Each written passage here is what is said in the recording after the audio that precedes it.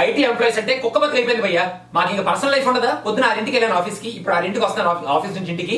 మళ్ళీ ఇంటికి వచ్చిన తర్వాత ఇంకో 2 గంటల వర్క్ అంట, మళ్ళీ రాత్రి 9ంటికి మీటింగ్ అంట, రేపు పొద్దున మళ్ళీ ఆఫీస్కి వెళ్ళాలంట 6ంటికి. చిరాకు వచ్చేస్తుంది. అదవ చెత్త ఫ్రస్ట్రేషన్. అరే అన్నట్రా, ఫ్రస్ట్రేషన్ అంటే గుర్తొచ్చిందిరా, నేను ఏంట్రా సినిమా చూపించావు, మాస్ సినిమా, ఓరమాస్ సినిమా, అసలు పిచ్చి పిచ్చిగా రికార్డులన్నీ కొట్టేసింది, అట్లా పెచ్చగా ఆడుతుంది, డబ్బులు సూపర్ కలెక్షన్స్ వచ్చేస్తున్నాయని చెప్పి చూపించావురా. అసలు అది ఏం సినిమారా? అది అసలు స్టోరీ ఉందా ఆ సినిమాలో? అసలు సినిమాలో స్టోరీ ఎక్కడ ఉందిరా? ఫైట్లు, పాటలు, ఇష్టం వచ్చినట్టు కుమ్ముకోటాలు, కొట్టుకోటాలు తప్ప అసలు స్టోరీ ఏమైనా ఉందా ఆ సినిమాలో? అయ్యి బాబోయ్ ఫ్రస్ట్రేషన్. అరే అన్నట్టు ఫ్రస్ట్రేషన్ అడుగుతున్నాడు రా, ఫైట్స్ అంటారా వాటిని? అసలు లాస్ ఆఫ్ గ్రావిటీ మీద అసలు రెస్పెక్ట్ ఉంది ఏంట్రా మీకు? ఇష్టం వచ్చినట్టు డబ్బులు పెట్టి కొట్టడం ఏంట్రా? డబ్బులు పెట్టి కొట్టడం ఏంటి? ఆ విలన్ ని హీరో ఏదో పెద్ద హల్క్ లాగా కాలు పట్టుకొని అటు ఇటు, ఇంత పెద్ద పెద్ద పర్సనాలిటీ ఉన్న మనుషుల్ని అటు ఇటు కాలు పట్టుకొని బొమ్మల్లా ఇసిరేయడం ఏంట్రా?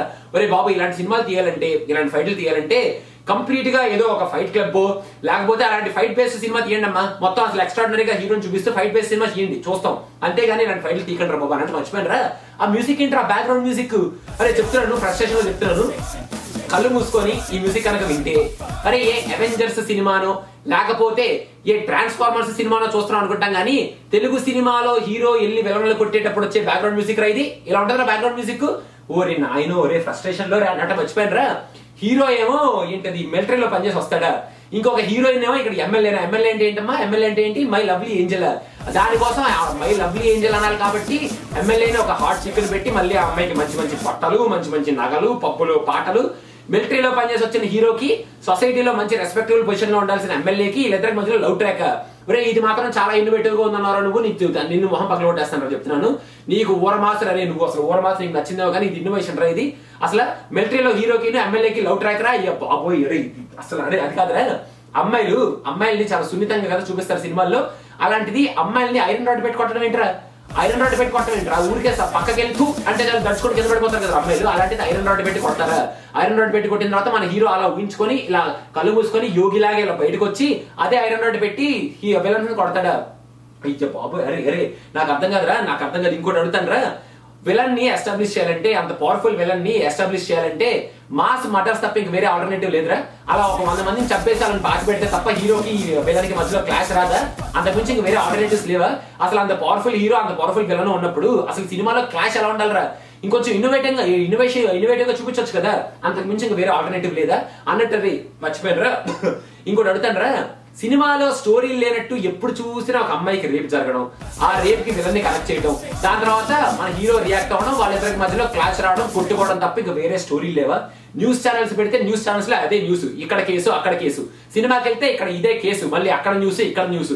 ఒరే బాబు, ఇంతకు మించి వేరే ఇన్నోవేటివ్ లేదా? ఇన్నోవేటివ్ స్టోరీస్ అసలు రావా? ఎప్పుడు చూసినా ఇదే పాత చింతకాయ పచ్చడి స్టోరీలు రిపీట్ చేస్తూనే ఉంటారా? ఇంకా బాగా ఫ్రస్ట్రేషన్ లో చచ్చిపోతున్నాను నేను. అరే అన్నట్టు సెకండ్ హాఫ్ లో కామెడీ చాలా బాగుంటది భయ్యా. అసలు ఈ సీన్ చూడు, ఈ తర్వాత ఇంకో సీన్ చూడు అని చెప్పి నువ్వు నాకు చెప్పడం, నేనేమో ఎర్రి ఎదవలాగా పడుకోకుండా పొద్దున మీటింగ్ పెట్టుకొని ఆ సీన్లన్నీ చూడటం, లాస్ట్ కి ఫ్రస్ట్రేషన్ తో ఎదర పట్టక సావడం. మరి అన్నట్టు మర్చిపోయినరా, పెద్ద హీరోని పెద్ద కామెడీని పెట్టినప్పుడు కామెడీ సీన్స్ అలాగా ఉండాలి. అదే ఎంటర్టైన్మెంట్ అంటే సినిమాలో. అరే అన్నట్టు ఇంకోటి మర్చిపోయినరా, సెకండ్ హాఫ్ లో బ్రాండ్ సీన్ ఏంట్రా?